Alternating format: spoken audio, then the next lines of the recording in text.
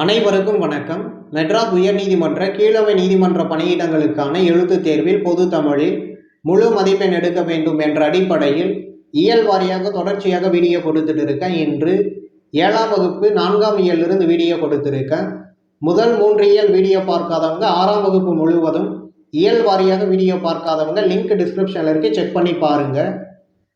பத்துப்பாட்டில் உள்ள பெரும் பாணாற்றுப்படை என்னும் நூலை இயற்றியவர் யார்? உருத்திரங்கண்ணனார்.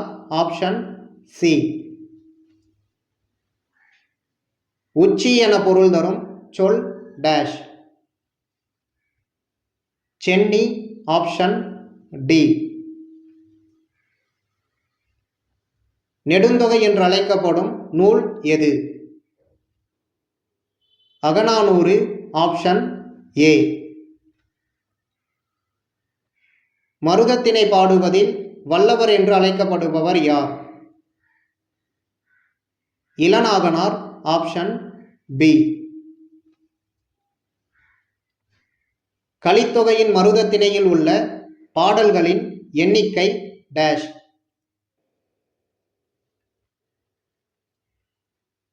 35. Option C. வங்கூல் என்ற சொல்லின் பொருள் டேஷ். காற்று. Option C. எதுகை இடம்பெறாத இணை டேஷ். இரவு. இயற்கை. Option A. கடற்பயணத்தை முன்னீர் வழக்கம் என்று குறிப்பிடும் நூல் எது? தொல்காப்பியம். Option D. உலகு கிளர்ந்தன்ன உருகெழு வங்கம் என குறிப்பிடும் நூல் எது? அகநானூறு. Option C. டேஷ் நூலில் பல வகையான கப்பல்களின் பெயர்கள் குறிப்பிடப்பட்டுள்ளன. சேந்தன் திவாகரம் என்னும் நிகண்டு நூலில். Option A. அறிவியல் புனைக்கதைகளின் தலைமகன் என்று புகழப்படுபவர் யார்? Jules Verne. Option A. இலக்கிய வகையில் சொற்கள் எத்தனை வகைப்படும்? இயற்சொல், திரிச்சொல், திசைச்சொல், வடச்சொல் என 4 வகைப்படும். Option C. வடமொழி என்று அழைக்கப்படும் மொழி dash. Sanskrit. Option D. Perumpanarruppadai என்னும் நூலின் பாட்டுடை தலைவன் யார்? இளந்திரையன். Option C.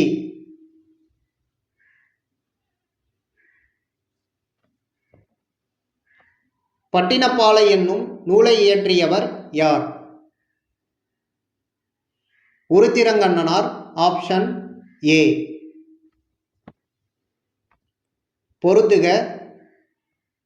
வங்கம் கப்பல், நீகான் நாவாய் ஓட்டுபவன், கரையும் அழைக்கும், உரு அழகு, 2 1 4 3. Option B. கப்பல் கட்டும் கலைஞர்கள் டேஷ் என்று அழைக்கப்பட்டனர். கம்மியர் என்று அழைக்கப்பட்டனர். Option D.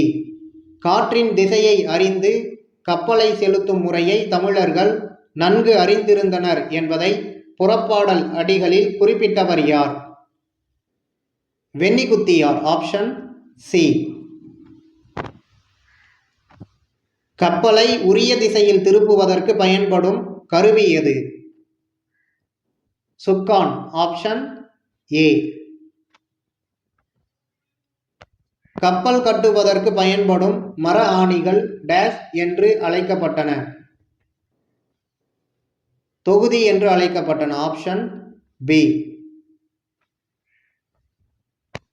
கீழ்கண்டவற்றில் பொருத்தமில்லாத நூல் எது? பூமியை பிளந்து என்பது பொருத்தமற்றது. Option B. கற்றோர்க்கு மட்டுமே விளங்குபவையாகவும் இலக்கியங்களில் மட்டுமே பயின்று வருபவையாகவும் அமையும் சொற்கள் டேஷ் எனப்படும். திரிச்சொல் எனப்படும். Option B. இளைத்த மரத்தில் காணப்படும் உருவங்கள் டேஷ் என குறிப்பிடப்படும். கண்ணடை என குறிப்பிடப்படும். Option C. 10 பாட்டு நூல்களில் இடம்பெறாத நூல் எது? பரிபாடல். Option B. பரிபாடல் என்பது 8 தொகை நூல்களில் ஒன்று. பெருங்கடல் என்னும் சொல்லை பிரித்து எழுத கிடைப்பது. இங்கு மை என்ற விகுதி மறைந்து வந்துள்ளது. எனவே பெருமை பிளஸ் கடல். Option B.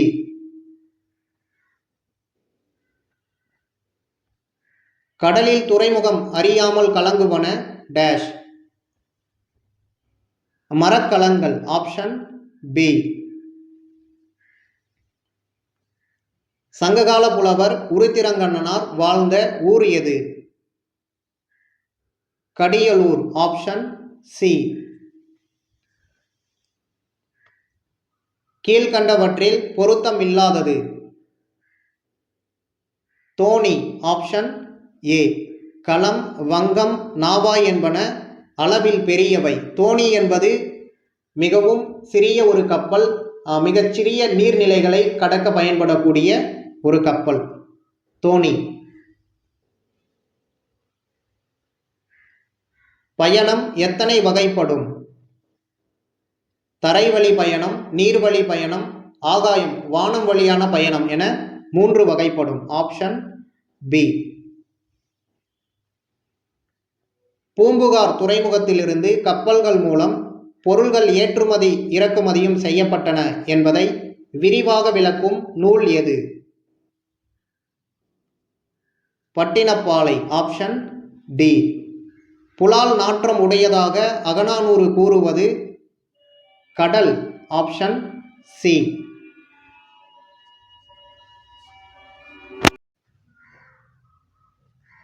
Pattinappalai. Option D. புலால் நாற்றம் உடையதாக அகநானூறு கூறுவது. கடல். Option C. தூண் என்னும் பொருள் தரும் சொல் டேஷ். மதலை. Option A. வடச்சொற்களை எத்தனை வகையாக பிரிப்பர்? தற்சமம், தற்பவம் என 2 வகையாக. Option A. பல பொருள் தரும் ஒரு சொல் என்பது டேஷ். திரிச்சொல். Option B. பொருத்துக. இயற்சொல் சோறு, திரிச்சொல் அழுவம், திசைச்சொல் பெற்றம், வடச்சொல் இரத்தம். 4, 3, 1, 2. Option D.